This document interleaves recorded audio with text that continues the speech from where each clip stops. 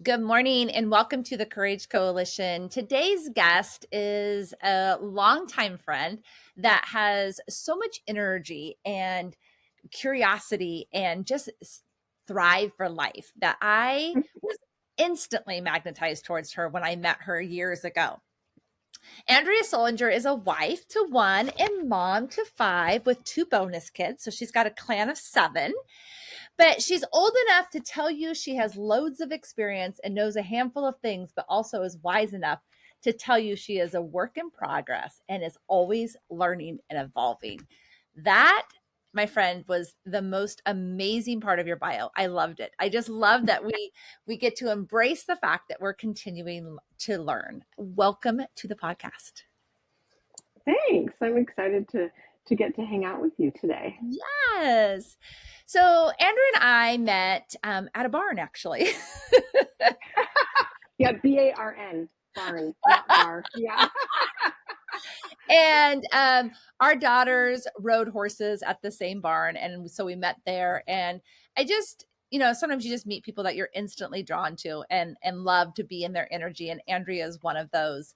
She just has a zest for life, and I love being in her energy. But what really drew us to continue that relationship long after was adoption. Yeah. So we're going to talk a lot about that today and the journey, the courage it took to say yes, and the difference in her story, because her story is completely different than our story, and also the courage to do something that had been on her heart for a long time and didn't seem what society says, oh, well, what are you going to do with that? But it was on her heart, and so she stepped into it anyways. So let's talk a little bit. Let's go back to those barn days and Okay. those moments that you knew God was saying, maybe there's more children in your life. Talk to us about that journey a little bit. Yeah, that goes back actually, it precedes barn days by a number of years. So, very probably long story short or short story long, is what I really should say is that um, when I was 12 years old, I was in church and there was a missionary there. And I always loved when missionaries came and talked, because I just found their stories fascinating. Just everything they ate to what they did to their just day-to-day life was so interesting to me. It was such a polar opposite from like what we live here in America. So anyway, this missionary came. She was from Haiti. I was very fascinated with Haiti, and I can't remember if I can't remember. It must have just been from other missionaries, but I remember when I was 12, and I thought this missionary was just old as dirt, and she probably was. She's probably. I mean, I can't imagine that she's still around, but her name was Ma Workman, and she had an orphanage. And so the stories she told were amazing. And I knew right then that God impressed upon me that I would adopt. And it wasn't, I didn't hear an audible voice, or there was no shivers down my spine, or no, like nothing that maybe you've heard before. It was just a knowing that that would be what would happen. So I was 12. I'm 49 now, and so it took a while. And so I married the love of my life, and most of the time, and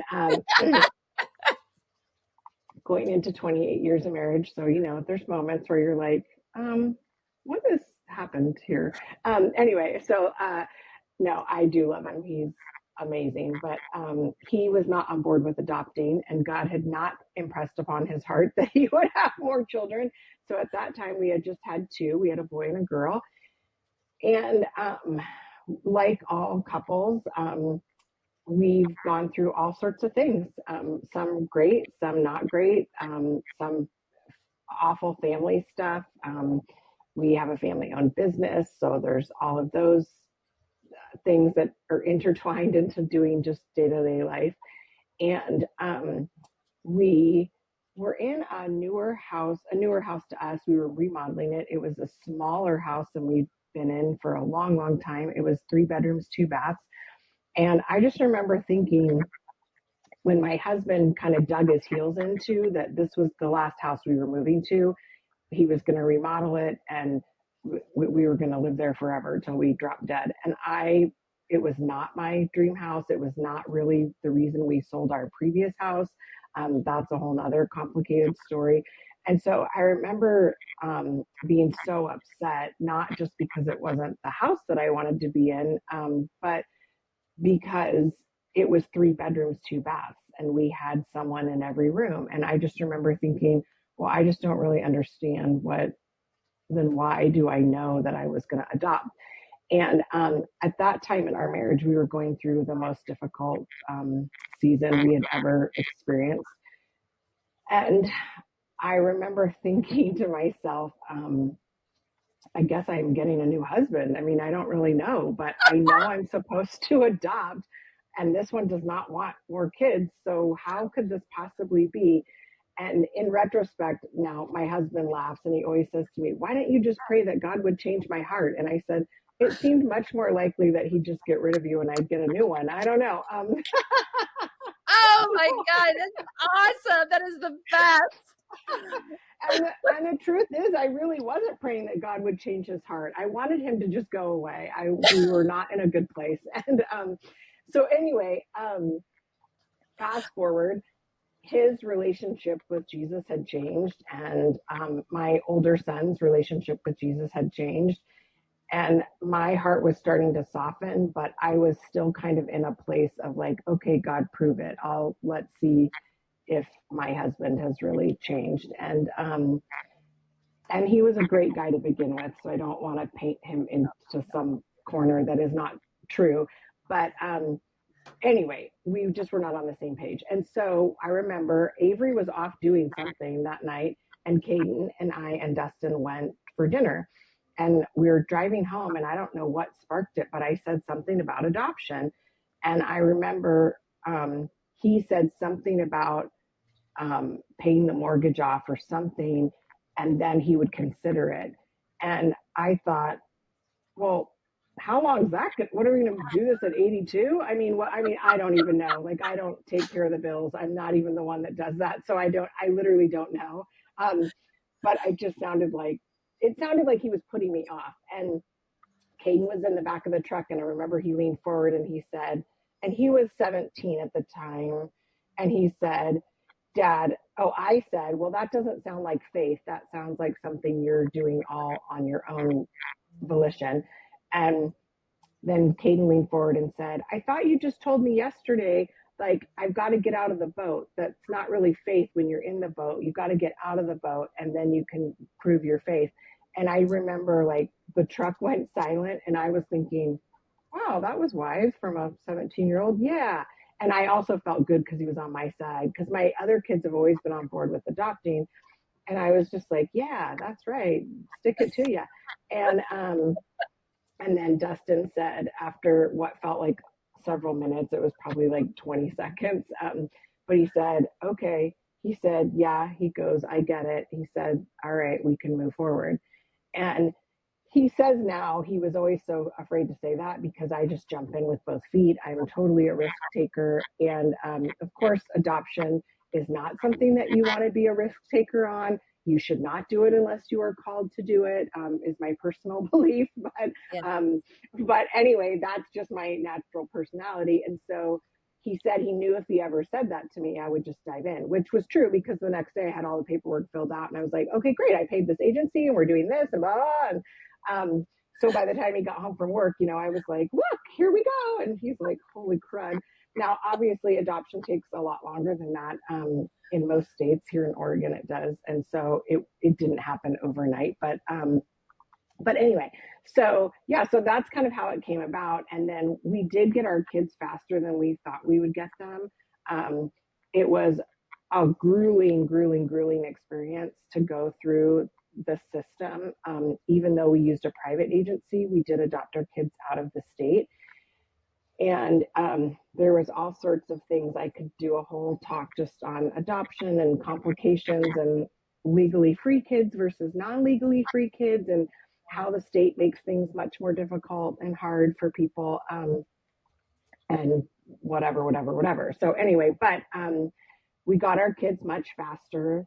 And um, in between all of that, we sold this. My husband finished this little house, and it was gorgeous. People would walk in, their mouths would drop. I mean, it looked like a magazine, and it was my dream house. Only it was too small, and I wanted it on acreage, and it wasn't. It was just, I don't know, like a big lot, and I didn't love that. And so anyway, so we were going to buy a farm, and the day we were signing to move to the farm and our house had sold and everything was packed, the people that were selling us the farm refused to sign the documents. And so needless to say, that fell through.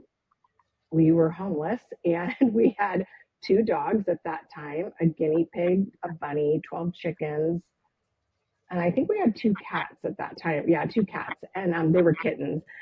And so you can't rent something when you have all these animals. Like, no one believes you that you'll take care of it, which I understand. But anyway, so we literally didn't have anywhere to go. And I remember thinking, how can we be like this responsible and this um,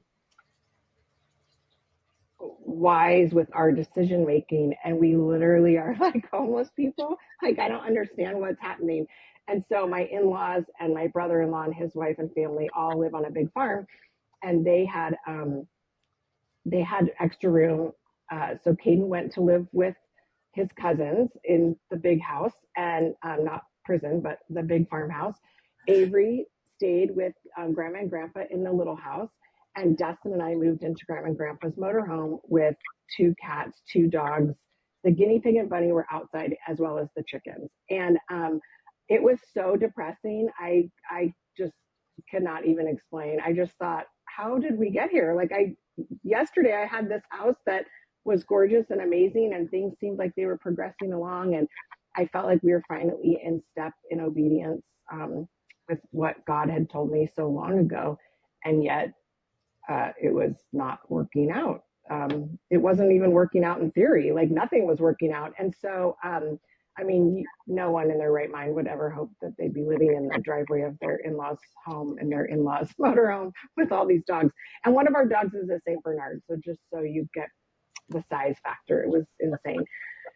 Um, so um, we ended up finding this house that we're in now, this farmhouse, which I had found it, and it's really funky looking. And we had already told ourselves we were not going to buy anything that needed to be fixed up or remodeled. We own a remodeling construction company, but we've done that over and over and over. And I was tired of it. I wanted to just move in and live.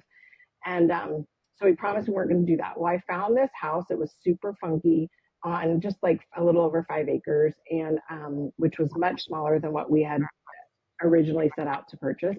But the house was huge. And I thought, oh, well, that's kind of cool. Well, then it sold, or it went into um, escrow. And I was like, all right, well, whatever. I guess that's not it. Well, then, still in the motorhome, it fell out of escrow. I happened to see it. And I said, I think we're supposed to go look at this house, but it's kind of weird. And my husband was like, all right. So we go. He loves the location. He like pulls up and he goes, I love it. It's so funky. Like, we're going to do something so cool with it. And all I remember thinking was, oh, hell, like, here we are, only this, it's like 4,500 square feet, this huge thing that, like, it's fine. It's fine. People walk in and they're like, oh, it's so pretty, but it's just not what we wanted. And so, or what I should say, what I wanted, which is what Dustin wanted, because Dustin wants what Andrea wants. And um, so I just was like, oh my gosh, we have to like redo everything. And he assured me, like, it's fine, it'll be great, we're going to do it. And so I started planning and plotting and designing, and I was so excited.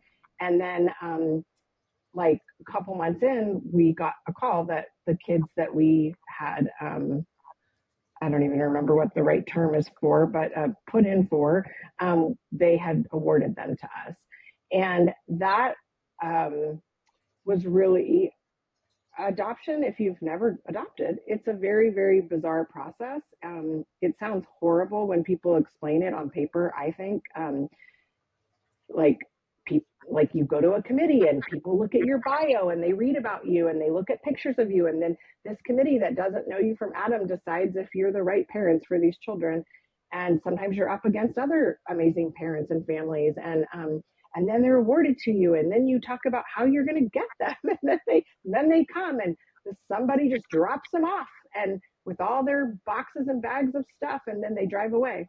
And that's what happened. And I remember like the week before they came, well, we did get to go meet them in person, um, which also was so amazing and so horrible because I don't know how you, I mean, I do not say this in judgment, but I don't know how you could go meet kids and be with them for the day and they know that you're there to see if they're the right fit for you. And I don't know how I could have said they weren't the right fit unless something was grossly off.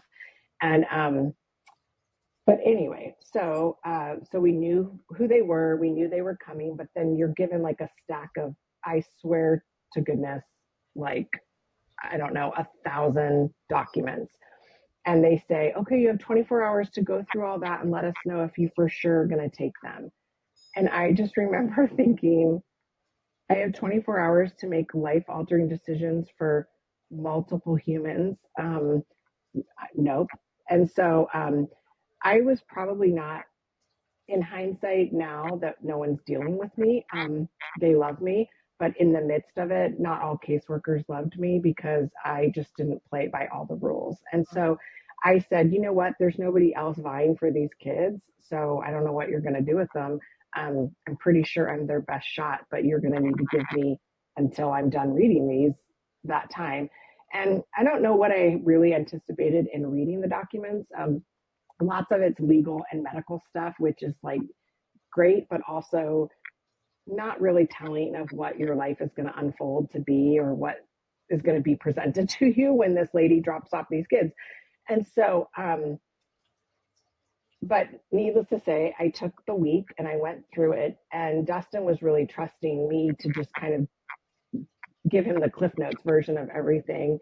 And it was terrifying. I knew we were supposed to take them because we had been praying and we were actually up for another group of siblings. And we literally went to, it's called jury. We went to jury one day for one group and the next day for the next group. So we got the answers right away. And our caseworkers said they've never seen any family be selected for two groups and go back to back like that. And so I know it was a God thing and that God opened the doors, but I will say in the moment of it, the first group of siblings looked like the ideal group for us. And the second group, which is the group we got, looked harder and didn't necessarily match all the things that the first group matched with. The second group, they both had two boys and a girl. They both all were like within the same age group, but the second group, two of the kids have special needs, and we haven't really dealt with special needs. So, you don't know what you don't know. And so anyway, so when we met them, that we were like, oh, okay, this is what it was. And Dustin kept saying, but we prayed that God would close the door and open the door for where we were supposed to go, because we just kept thinking, what if they say yes to both groups? Then we have to pick, and that will be really heart wrenching. And they told us no for the first group, which it still was heart wrenching, but at least that decision was out of our control. And then the second group, they told us yes. And so we just knew, like, okay, God had opened these doors for a reason. There's many days that I question what was the reason. I'd love to know, but maybe I wouldn't love to know. I don't know. Anyway, but they came on June 4th, 2021, so 4 years ago, just 4 years ago. And it took a while for their adoption to be legal. So we still had to jump through all sorts of insane DHS hoops and crazy rules. And so I got to become even more of a mama bear than I had ever exhibited before, which was monumental. So yeah, my older kids love actually the stories of me and my mama bear moments. But anyway, so yeah, so that's really what it was. And I feel like when you make a decision to adopt, you think that is such a catalytic moment of where your life is going to go, and maybe it is, but the reality is it's just a decision, and you can change your mind at any point. You could slow the train down completely, stop it, whatever.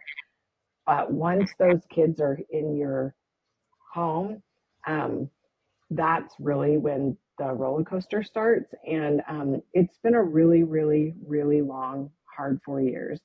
And we're starting to, maybe the last 6 months, we've turned the corner in some big ways. But also our two older ones are getting ready to go through puberty. So, or they are going through puberty. So that will bring some new fun things that I just am so thrilled about. And so during the last 4 years, we've had a lot of transition. Needless to say, our house has not been remodeled yet because we got our kids way faster. So I had to, it makes me sound really shallow, but it was just so important to me to have the house the way I wanted to live and be with everybody. And I've had to let those things go because it just couldn't happen. I mean, Dustin and I, probably the very first thing anyone would tell you is they're such hard workers. Like we work really, really hard all the time. And so we can't work any harder. And we also are both firstborn. We're both very, very driven, stubborn humans. Dustin's a Marine, so that could explain lots of other things about him. And so um, one of the things I realized, like a blessing with our kids, is that we've had to learn to be less intense. Um, we've had to learn to let some massive things go and a whole bunch of little things go. And we've also had to let go of an idea of perfect and what Yeah. our life used to look like or what we thought our life should look like. And Right. like I think back to the little house that we were in, and it was always like perfect. You could come to my house at any time and everything was put away and in a perfect place and yada yada. And but now I'm like, well, if you enjoy Animal Fur and Circus Town, USA, then stop by. And if you don't, because that's what it is. And it's like that all the time. And most Andrea, of it, I want to stop yeah, you for a minute because I want yeah. to, when as you're telling this story, one of the things that keeps coming up for me is that, but he was preparing you. He was having you Yeah. endure, and he was putting you through those Mm-hmm. trials. When you think about those times of Mm-hmm. in the little house, and you saying it was, for you and Dustin, it was one of the hardest times in your marriage. He was testing you to Yeah. see, can you actually endure what I've put onto your heart? Can you do Mm-hmm. this? The trials of adoption, the trials of special needs. Mm-hmm. This is not to scare anyone. This is a reality check because, like Andrea has mentioned, is that so many of these things are never discussed during all the paperwork and all the inspections and all the conversations. We don't actually talk about the things that are important, like what Yeah. does it mean to care for a child with special needs? What is it going to require of you? And I keep, when Mm-hmm. as you're going on in this conversation, I'm just like, he was preparing you to release the grip you had on your life, right? Yeah. Because you cannot Mm-hmm. have that grip when you are dealing with a special needs child, when you are dealing with adoption.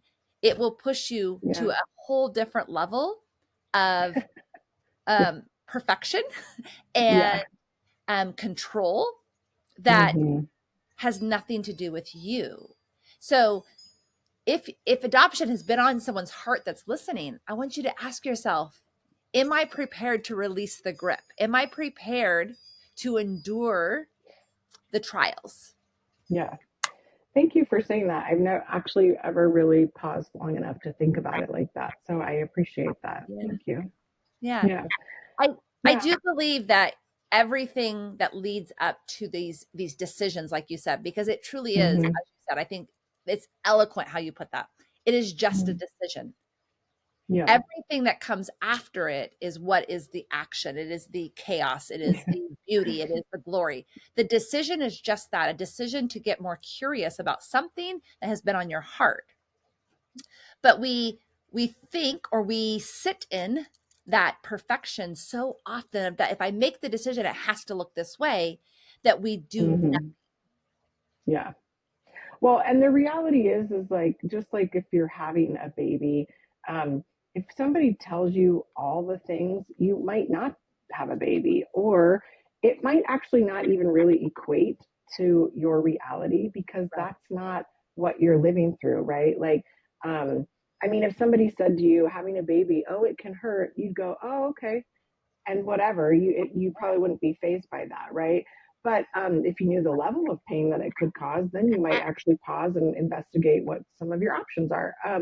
So I remember, like, just as an example, one time, and I am obviously pro adoption, but I do feel like what you said, Corey, like, um, most of the time what you read in blogs or you hear on some byline or news story or whatever is the rainbow unicorn moments of adoption. It's the victory moments. It's the stuff that worked out, and it does sound like it's made for TV. Um, but I know enough adoptive moms to tell you it's not all like that. Yeah. And I really don't say that to discourage anyone, but I will say if you ever want to have a real and raw conversation, find a real and raw adoptive mom Yeah. and have a conversation with her before you move forward. Because if you can't muster up going through the conversation, you'll never make it. And I mean, and I really don't say that lightly. I just Yeah. it's you shouldn't do it. I remember after we had the kids, and we had already looked at them and said, we're your mom and dad, and you're never moving again. Um, and I mean, truthfully, like, you'd have to kill me to make that not be true. And Dustin and I, like I said, are very stubborn. So even though there's been very, very difficult moments, we're never quitting. We don't quit. And so, I mean, there's so many times, even this morning, I already called Dustin and said, okay, we could just buy new clothes, right? Like, let's just meet at the airport. Like, I already said it once today. So, it's not that we don't talk about quitting, we just don't quit. But vacation would be nice. Anyway, I remember though specifically this one caseworker called me and she was doing some check-in for something, and then she said, so our youngest son, his name is Luke, he's nonverbal autistic, and he's a little light. People are drawn to him. He's just a magnet. And he communicates all dang day, but he doesn't use words. And so everybody always thinks he's the most difficult, but he's not. And so anyway, but she said to me, well, what's your long-term plan with Luke? And I said, what do you mean? What's my long-term plan with Luke? And she said, well, at some point you and Dustin aren't going to be able to care for him. So what's the plan? And at this point, they had already been living in our home for months. We had already told them they were never going anywhere. We were their mom and dad. And I finished the conversation with her and then flipped out for 2 weeks. Like 2 weeks, I was a nutcase. And I had never thought about what happened when Dustin and I were too old. And I don't know. I think it must just have been God or my brain's way of protecting me, because what the reality was is as the conversation went on, she said, "Well, maybe he would have to live in a group home," and I that's what flipped me out because I thought I did not adopt him out of foster care to put him back in a group home. Like, no, I guess I will live forever. Like that's the option. And during the time of adopting, our oldest son went off to YWAM and then met his wife and got married and moved to Pennsylvania. So he lives on the other side of the country. And he left me and found a wonderful, beautiful wife that I adore and love. But he left, and I'm sad about that. And so that alone was so upsetting to me to lose one out of my nest. I wasn't ready. But God gave us those kids, our three little kids. He gave them to us 2 weeks before Caden left, and I know it was because He knew I wouldn't have survived Caden leaving. Which, judge that however you want. You're probably right, but I just was not ready for him to go. And but in my head, when we were adopting, I was still going to have Caden and Avery at home, and we were all going to be this little pack of a family, and it was all going to they were going to all grow up together. But by the way the timeline unfolded, that's not what happened. And so So that was really disheartening to me that they weren't growing up with Caden, and they love Caden, and Caden loves them, and he's great with kids. Um, and then when we got them too, Avery was 16, and the whole time she had been excited about it. But as any 16-year-old can testify, you don't know what you don't know. And so when we got them, her world kind of came undone. And we call it Avery's rogue period. She went rogue for a little while. And so that my heart was breaking for that. Um, there was just so many layers of emotions and things that we were dealing with, trying to understand how to be mom and dad to these three new people that we're not going through baby stages and working our way up. They're, 7, 9, and 10. And so we've missed a big chunk of time, and we're trying to kind of unravel some things and figure out how to go forward with them, and also how to do special needs and trauma. And all kids that come out of foster care have trauma. So that would be something else I would mention, is that you want to be trauma informed, because I thought I was trauma informed, but And you know what I else? wasn't. You know what else I'm going to say there, because this is a very, very valid, critical point to anyone who has adoption on their heart. Is yes, every child that comes out of foster care has trauma, but every child who is adopted has trauma. Yes. So that needs to be clear also. In Yes. utero trauma is real. And even Mm-hmm. if the bio mom did everything right, ate all the right food, drank all the right Mm-hmm. things, that child was lost the only sound and Mm-hmm. heart and motion and voice that they've ever known Mm-hmm. right from birth. And that Yes. is That trauma. energy connection. Yeah. That affects Yeah. their brain. And Mm-hmm. so Yeah. we need to be very, very sure that everyone understands that. And it's Mm-hmm. not a scare tactic. Yeah. It's not a anything tactic. It is a hold on, Andrea. So it's really critical that one of the things that we do talk about when we're asking to have those hard conversations about adoption, because as Andrea said, Mm-hmm. she's pro adoption. I am definitely pro adoption. I believe there's so much beauty and there's so much need for great homes. But more importantly, I believe that there needs to be more education around Mm-hmm. adoption before it is encouraged and pushed, because a failed adoption is Mm. worse than never being adopted. Right. Yeah. And also, I would just say the thing about trauma is, it sets seed in each child in a different way, and it Yeah. sprouts in a different way. And so, some kids, you might not really ever see it till adulthood, and then it might seem very minor. But other kids, it hits them hard, and they come undone. And going back to the conversation with the caseworker, one of the things too that I didn't really realize when you are adopting special needs, I never actually thought about the decision that Dustin and I were making for our other children. Like at some point, this might become your burden, and no one ever posed that question to me that way. We never thought of it that way.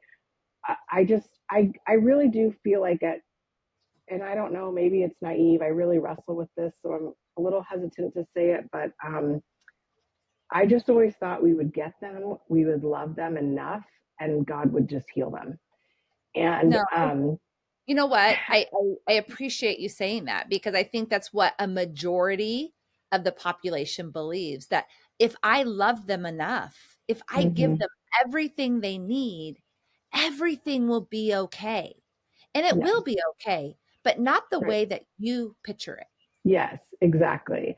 Exactly. So I remember, so when Caden left, I remember, and I've never even shared this probably with him, but he's never, and it's okay, I'm okay with this, but he's never made mention of, well, someday I will make sure that the boys are taken care of, or I would take them, or anything like that. And then Avery was just not in a place to do that. And again, fast forward now to and I will just say, let me pause just here, that when I was coming undone those 2 weeks, Dustin said to me, "Okay, but Andrea, like you can't live in this place, like because he might be okay, or what happens if one of our other kids gets hurt physically and we have to make other life altering decisions for them? And he goes, you don't even know, but you're like worrying so far ahead, and there honestly is way too much to worry about currently in the next 10 minutes. So and that was like a life mantra that I took on really early on, is I just have to make it through the next 10 minutes. I just have to make it through the next 10 minutes. It was very overwhelming. So I have one autistic nonverbal. I have a daughter in the middle, and then who is seemingly normal, and but she has trauma. And then I have Christian, who is 14, and he's the oldest of the three, and he is autistic and ADHD, very, very verbal, and he has oppositional defiant disorder. So if you don't know what that is, basically he just argues about everything, um, even the things he's in agreement with. And it's just the way he talks and how he presents things, and he can't even help it most of the time. And because of his autism and ADHD, he has very low executive functioning, and so he seems normal, and then but he doesn't operate at a 14-year-old level. So Luke probably operates at about a 4-year-old level, and Christian, I don't know, maybe 8 or 9. Just depends on what it is. So it's it's frustrating, but I do think, well, there, God has a sense of humor, because he gave us one on one side of the spectrum all the way down to the other side, and he was like, let's just see what these people can do. And so um, but anyway, so now Avery is engaged. She's getting married this summer, and her soon-to-be husband, who is like a son to us, and we claim him as one of ours. He's one of my bonus kids. Is They live actually in the basement of our house, and I did not know, but one day he came upstairs, and I was in the kitchen cooking, and he's wild and rough and tough, and he's a hard worker and loyal and all these things I could see, but I didn't know how deep and sensitive he was until he came up, and it was just the two of us, and he sat down on a stool and he said, Mom, and he started to cry, Oh, and he said, I just want you to know that no matter whatever happens with me and Avery, or whatever, you and Dad, I will take care of Luke. And Christian will most likely be able to function, on his own, just a little check-ins here and there, but Luke will need someone. And so I, of course, started crying, and I just thought, you're 23 years old. Why would you do that? And I mean, like, currently Luke still needs help in the bathroom, and you can imagine what that means. And he's a giant child. He's built like an islander. He's like a man. And so nobody in their right mind wants to wipe the bottom of a child that is the size of a man. And so it's becoming less and less cute. And so this kid, he's 23, and he jumps in and does whatever he needs to do, including wiping Luke's bottom. So he already knows, this could be what it is for the rest of Luke's life. And I just thought, who are you? And I know God sent him to us. I know he sent him to Avery, but he sent him to us too, because he knew, like, my heart. And JP never even knew the story with the caseworker, because he wasn't even on the scene at that time. But he just knew. And I found out that JP's uncle has Down syndrome, and JP just has a soft spot for kids with special needs. And he does love them. He's taught Christian how to wakeboard this summer already. And yeah, he just loves them and treats them like they're, his siblings. And it's just amazing. But anyway, so all that to say, I freaked out for nothing, because I have JP, and I get it. There's, who knows what will happen in the future, but anyway, it's just been a really interesting roller coaster. What I would say, if anyone is adopting, or if you've adopted or you're doing foster care, is you need a support system. it does not matter how independent and capable you are. It doesn't matter how much money you have. You have got to have people that you can just text cuss words to and they don't ask any questions. They just understand, or people that can pray with you or do anything in between. And Yeah. until you get that, you really will be on an isolated island, and it makes it so much harder. And Well, and I mean, don't you feel like the isolated island is actually the recipe for disaster? Because oh yeah, the fact of the matter is that your ego, your yeah, stubbornness will serve no one, including you. right. And I don't know if you felt like this, but I didn't. No one told me.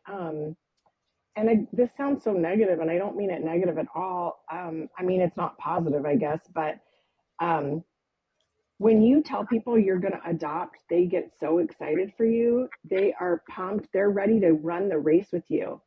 And then when you get your kids, they go away. Yeah. And we've lost almost all of our friendships. I maybe like three friendships are still here. All the rest went away. And I don't blame them because most of our friends were getting ready to be empty nesters. And they Yeah. were looking at us like, you two are insane. I don't know what you're doing. And I also had a really dumb belief that if we were obedient in what God called us to do, He was going to make it all work. And He is making it all work, but not the way I visualized it, which was that our life would just keep going and it would be wonderful, but we just would have more kids. And we took a hard left. It was so isolating, and there's still times now that it feels isolating because I'm trying to think. I don't think any of my friends have special needs kids, like anyone that I'm really close to. Most Mhm. of them have not adopted. I have a couple of friends that have adopted. So that's amazing because um, I can say things to them that I would probably not want to think or say out loud, but I'm like, I don't know what to do with this feeling and thought. Um, but it's a road that you can't go down alone. But once you go down it, you are alone and you have got to find a new posse of people. Um, because it's hard. It's just hard.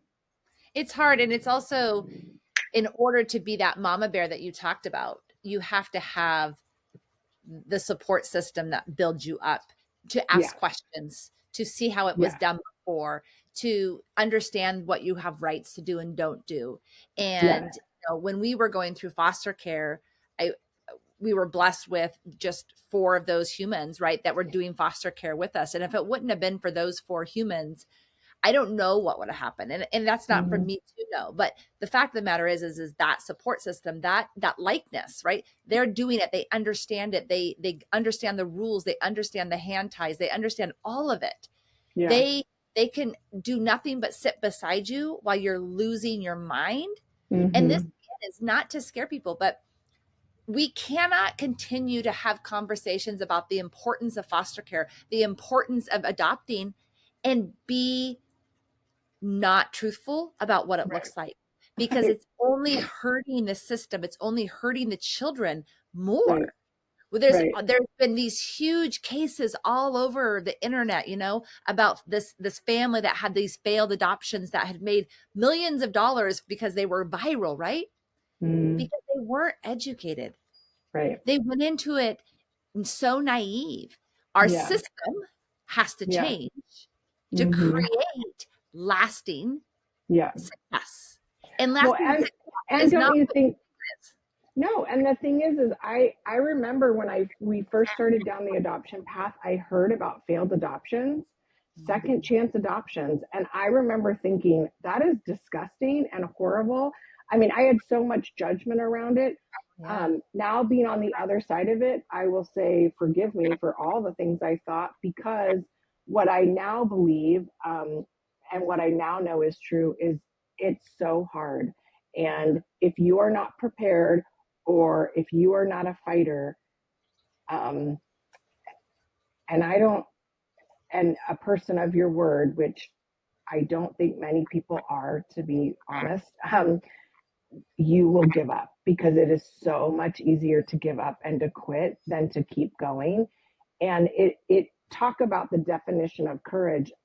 Continuing to be an adoptive parent is courage, because you don't have one clue as to what how the day is going to unfold, and you could have a great adoption for 10 years and then all of a sudden it's not great, or vice versa.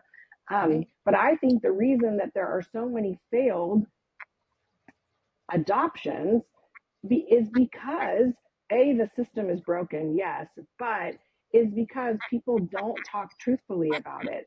And Yes. so they are don't go in prepared, and they are smacked in the face, and they are told.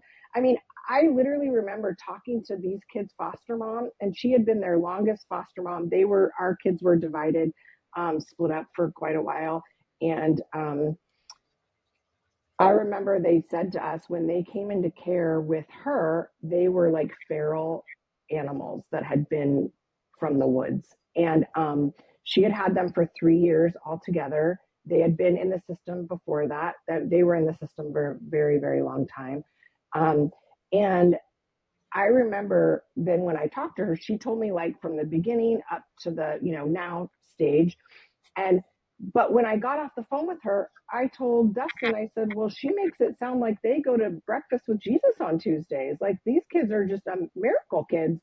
And I really think she meant what all the things she said, and those all were true. But I think her filter was different than Skewed. maybe what mine would have Absolutely. been, because she had also seen them at that feral stage, Yes. right?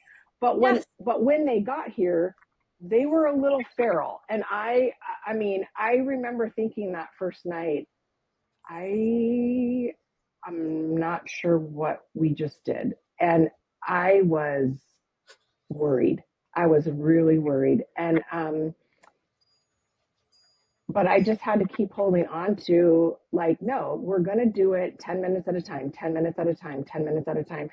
And so anyway, so I feel like now we've moved maybe to 25, 30 minutes at a time, but really it's, every once in a while there's still moments. Last night I had a couple of moments that was like 10 minutes at a time, 10 minutes at a time. And um, yeah, but yeah, anyway, I really don't place judgment now on any of the failed stuff. It's such a sequence um, of events that happens for many, many parts play into it when there is a failed adoption.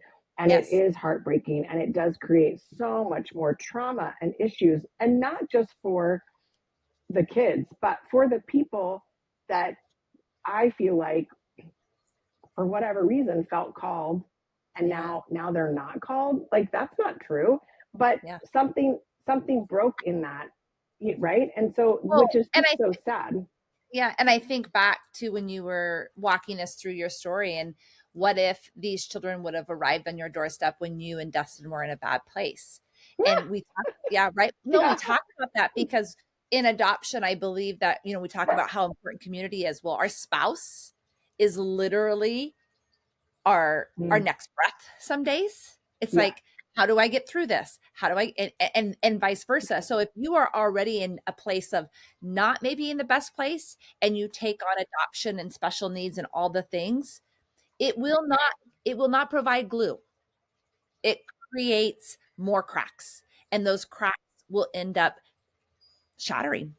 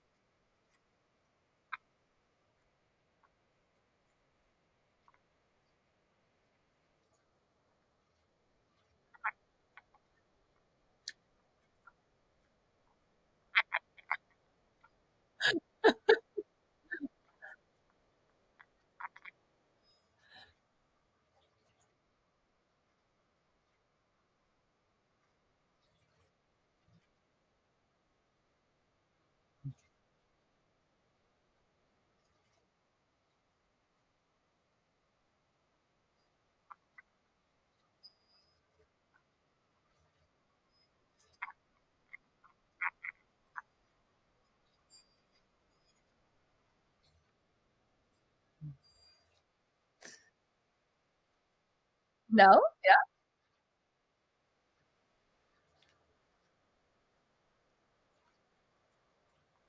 She gets it.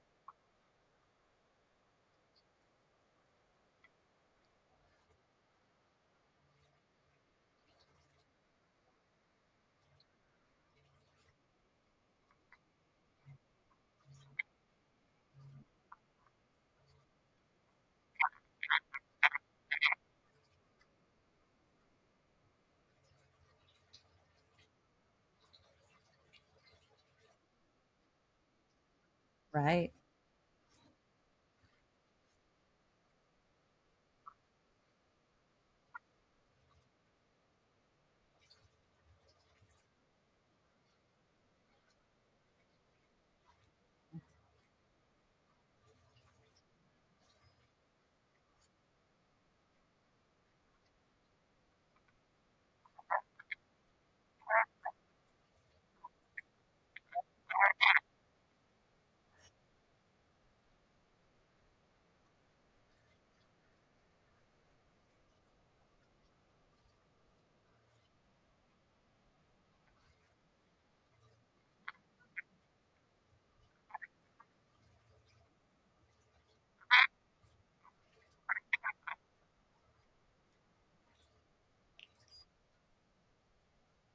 Mm,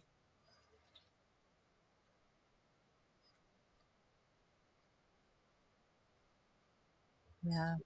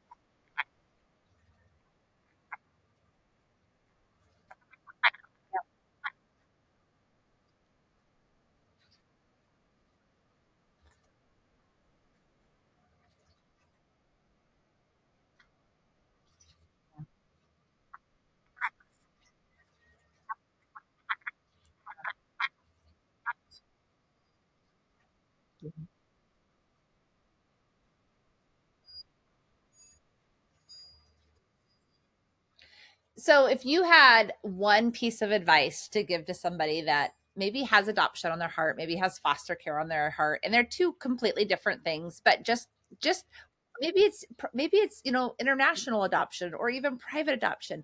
What is that one piece of advice that you would give them prior to the journey?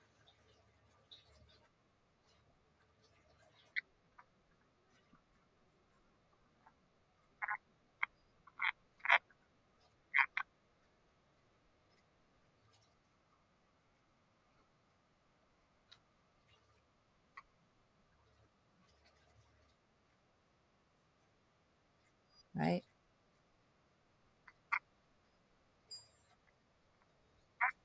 Yeah.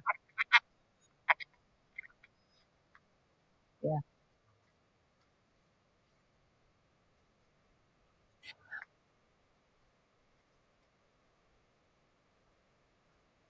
Yeah.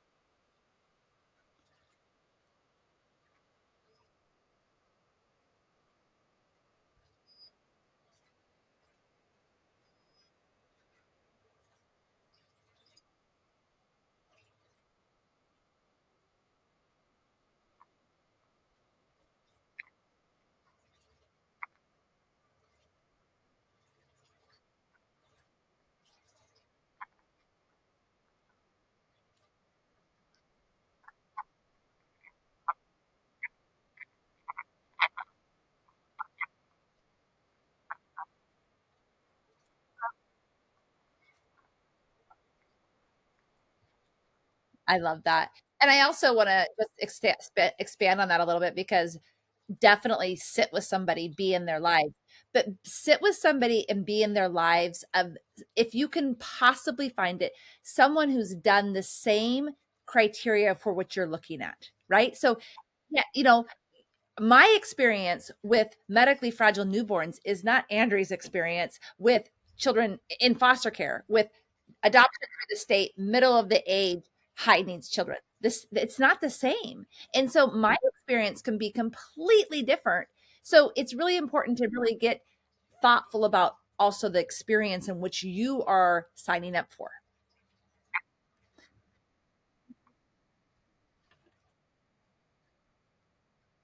Oh, yes. Yeah.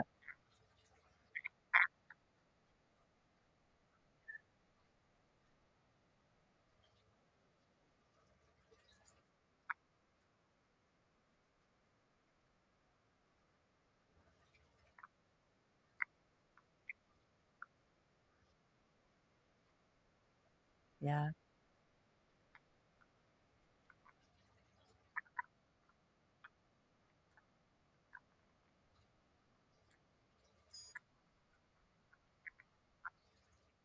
Let's get on.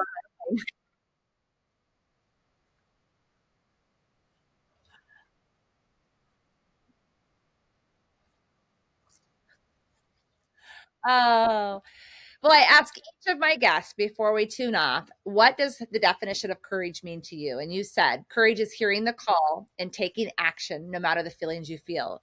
And what a beautiful story of representing that for you, because it would have been so much easier multiple times in this journey to just say, you know what, God, I don't think it's for me, but it was for you.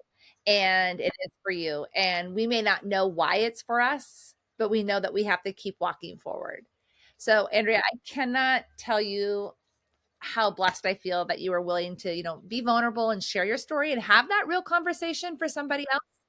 Um, we didn't get to talk about this craft store that, the art and craft store that you've got to open up, and but that's for another conversation, but it's all about courage. It's all about taking that step forth and being real to yourself. Like, who am I and what do I stand for? So, until next time, guys, thank you again.